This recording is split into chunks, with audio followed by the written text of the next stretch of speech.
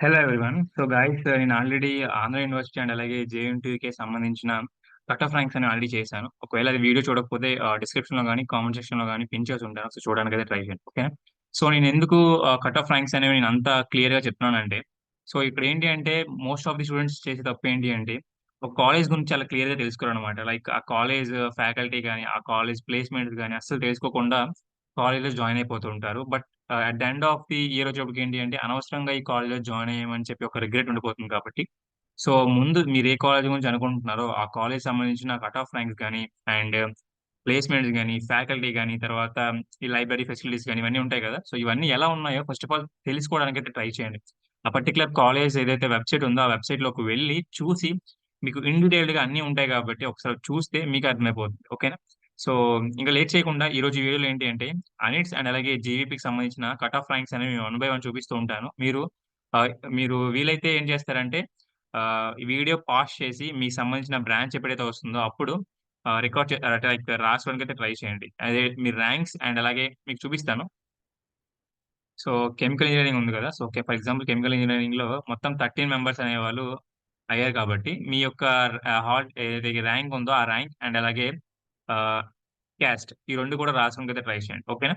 So ఇది కెమికల్‌కి సంబంధించింది కాబట్టి నేను జస్ట్ అలా స్క్రోల్ చేస్తాను. మీకు జస్ట్ మీరలాగా రాసి ఒక పేపర్‌లో రాసుకోవడానికైతే ట్రై చేయండి. మీ బ్రాంచ్‌కి సంబంధించింది. ఇలా ఒకటే కాదు మీరు ప్రతి కాలేజ్‌కి సంబంధించిన పర్టిక్యులర్ బ్రాంచ్ ఉంటుంది కదా మీది. సో, అప్పుడు అలా రాసుకుంటే మీకు చాలా చాలా యూజ్ అవుతుంది. అట్ ద ఎండ్ ఆఫ్ మీరు లిస్ట్ అనేది ప్రిపేర్ చేసుకుంటారు కదా! అప్పుడు మీకు చాలా చాలా యూజ్ అవుతుందనమాట. సో, అందుకనే చెప్తున్నా. సో, డెఫినైట్‌లీ వర్కౌట్ అవుతుంది కాబట్టి రాసుకోమండి. ఓకేనా? So, next CSC data science కాబట్టి, సో, సీఎస్‌సి డేటా సైన్స్ అండి ఇది. సో, మొత్తం 14 మెంబర్స్ లాస్ట్ టైమ్ అలాట్ అయ్యారు.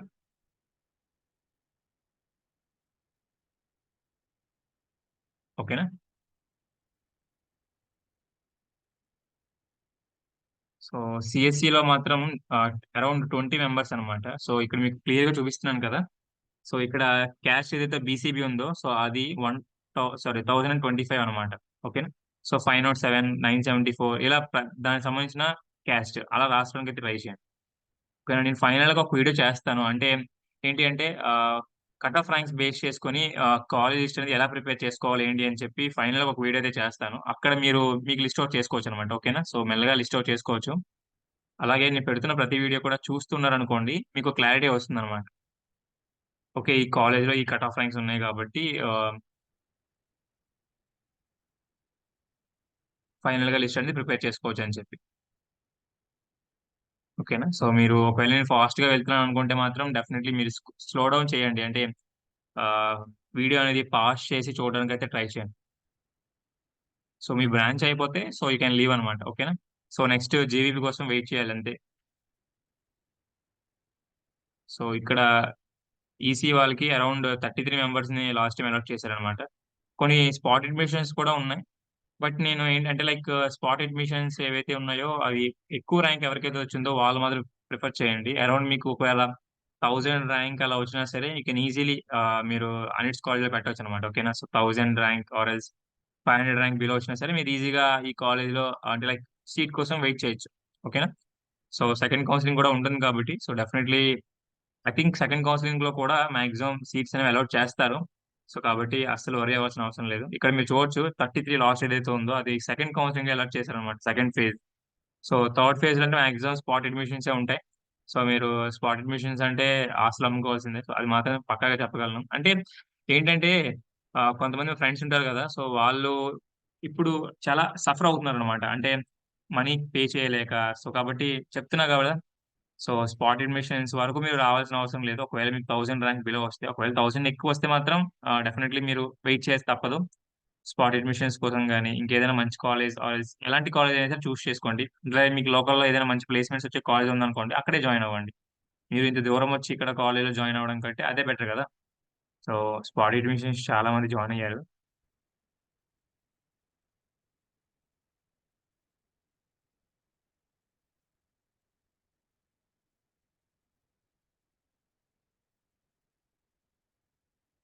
యాహ్! ఇది మొత్తం ఎలక్ట్రికల్ అనమాట. సో, మెల్లమెల్లగా చూసుకోండి పర్లేదు. సో, ఇప్పుడు ఐటీ చూద్దాం. So IT around 32 members last time allot అయ్యారు. సో అందులో స్పాట్ అడ్మిషన్స్ చాలా వరకు ఉంటాయి. స్పాట్ అడ్మిషన్స్ అనేవి మీరు పట్టించుకోవద్దు.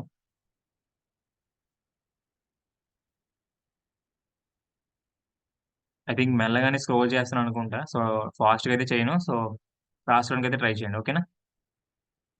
Finally mechanical engineering. So mechanical engineering maximum ఎక్కువ మంది తీసుకుంటారు. 97 members. So it's a huge thing. 97 members అన్నమాట. ఓహ్! స్టార్టింగ్‌లో అరౌండ్ 12 మెంబర్స్ స్పాట్ అడ్మిషన్సే.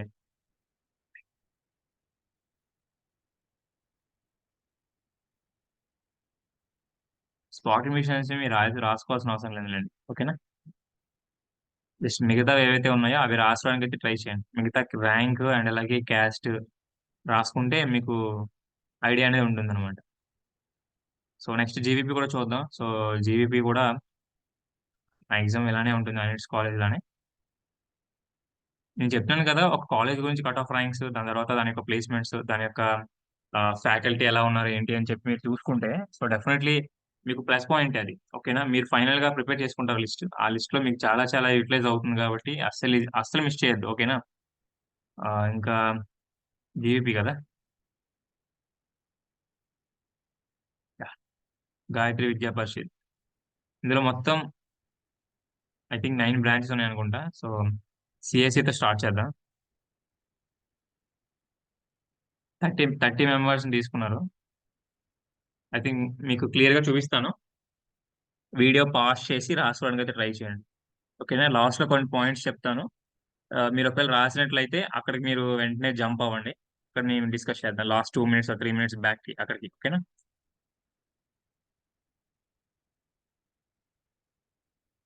సో ఇది సీఎస్‌కి సంబంధించింది. అండ్ నెక్స్ట్ డేటా సైన్స్ ఏదైతే ఉందో డేటా సైన్స్ చూద్దాం. తర్వాత మెషిన్ లెర్నింగ్ చూద్దాం. ఓకేనా? ఇది డేటా సైన్స్ అన్నమాట. Next machine learning. సో ఇది మెషిన్ లెర్నింగ్. వీలైతే స్క్రీన్ షాట్ తీసుకోండి. ఎందుకంటే తక్కువున్నాయి కాబట్టి. తర్వాత ఈసీఈ చూద్దాం. సో ఈసీఈలో 56 members. Spot admissions spot admissions ఉన్నాయి. ప్రతి కాలేజ్‌లో స్పాట్ అడ్మిషన్స్ అనేవి కామన్ అయిపోయాయి. సో అది మరి పెద్ద కాలేజ్ అయినా, చిన్న కాలేజ్ అయినా సరే తప్పట్లేదు.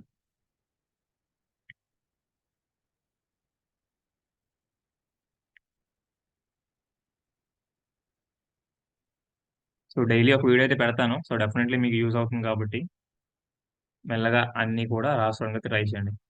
త్రిబుల్ ఈ చూద్దాం. త్రిబుల్ ఈలో కూడా as usual 56 members. So maximum స్టార్టింగ్‌లో ఉన్నవన్నీ స్పాట్ అడ్మిషన్సే ఉంటాయి. దాని తర్వాత మెల్లగా అన్నీ కూడా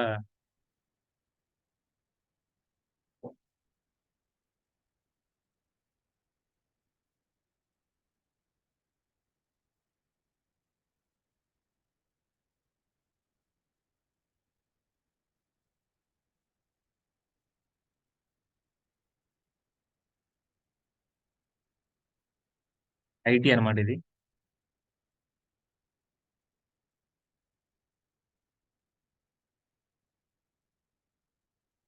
సో మెకానికల్ ఇంజినీరింగ్‌లో 50 మెంబర్స్‌ని తీసుకున్నారన్నమాట.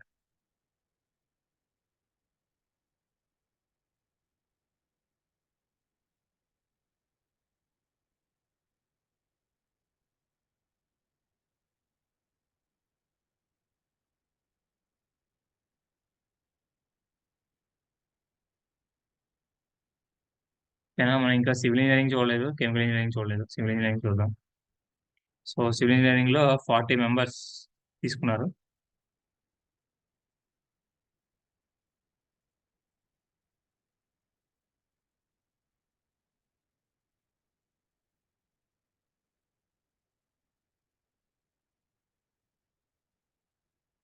తర్వాత కెమికల్ ఇంజినీరింగ్ లాస్ట్ వన్ చూద్దాం. సో కెమికల్‌లో 28 మెంబర్స్ తీసుకున్నారు.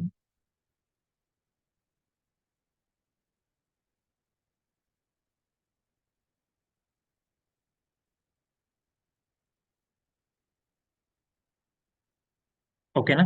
సో ఇది మొత్తం జీవీపీ అండ్ అన్నిటిస్ కాలేజ్‌కి సంబంధించిన ఐ థింక్ మేబీ వీడియో అనేది లాంగ్ అవ్వచ్చు. బట్ డెఫినెట్‌లీ చెప్తున్నా కదా! వర్త్ అన్నమాట. సో, ఎందుకు చెప్తున్నానంటే మీరు ఫైనల్‌గా లిస్ట్ రాసుకుంటున్నప్పుడు మీకు చాలా చాలా కన్‌ఫ్యూజన్స్ అనేవి ఉంటాయన్నమాట.